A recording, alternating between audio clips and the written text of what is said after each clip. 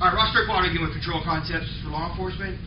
During this video, I'm going to demonstrate how to deal with someone who gets the drop on you and gets a gun out on you, and they try to either take you hostage or threaten to do serious bodily harm or kill you.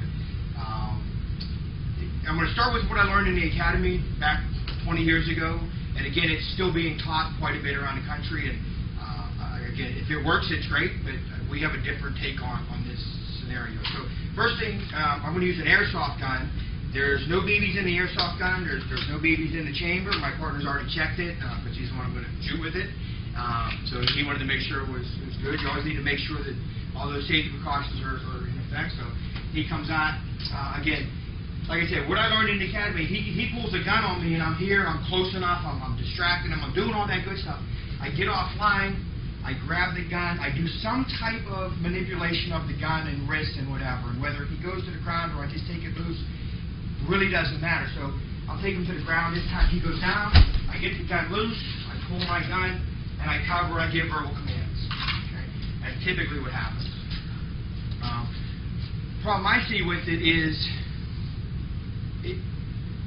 we teach not to meet deadly force with less than deadly force, and me trying to disarm him is less than deadly force, obviously. So again, he's up here.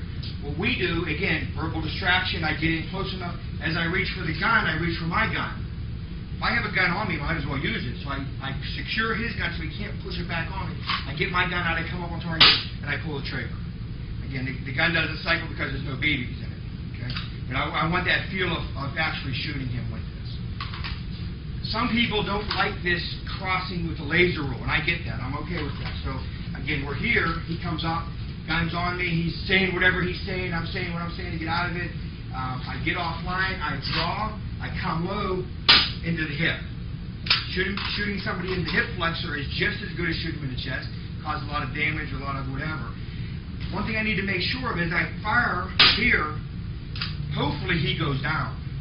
If he does go down, I need to make sure that the barrel doesn't fall towards me. So I shoot, he starts going down. I don't want the barrel pointed at my head and accidentally go off. So again, I'm here. I fire. As he starts going down, I keep the gun away here. He will probably want to let go of it. If not, is he still a threat? If he is, then I'm going to take action. If not, maybe I can rip that gun loose. Okay? But if he's still holding the gun and trying to push it at me, I can still fire at him and continue to use deadly force. Okay, so again, back to the concepts of the control concepts. I want to stop what he's doing. I want to change his mind about what he's doing, and then I'm going to gain compliance. So he comes out. I stop what he's doing. If he fires, I've made his gun not work anymore, hopefully, because I've grabbed the slide. Even if it's a revolver and I got pressure, he can't shoot me. I'm going to change his mind, either in his hip, in his chest, or maybe in his head. I don't want to extend all the way out because then he could grab my gun and now we're fighting over two pistols. Okay, I can shoot him just as effectively here as I can here, okay, or here. So again, I'm going to change his mind. Boom. Now I'm going to gain compliance. If he doesn't go to the ground, I might shoot him again and shoot him until he falls. If I need to, because if he's still standing and the gun's this close to me, is he still a threat? I think yes. If he goes to the ground, okay, I keep the gun away from me. I get compliance by taking the gun away, and then I start giving verbal commands. Get back up there, and then I deal with it. Again, the three concepts that we teach in every single technique are the same, and that's why I keep going over them and over them and over them.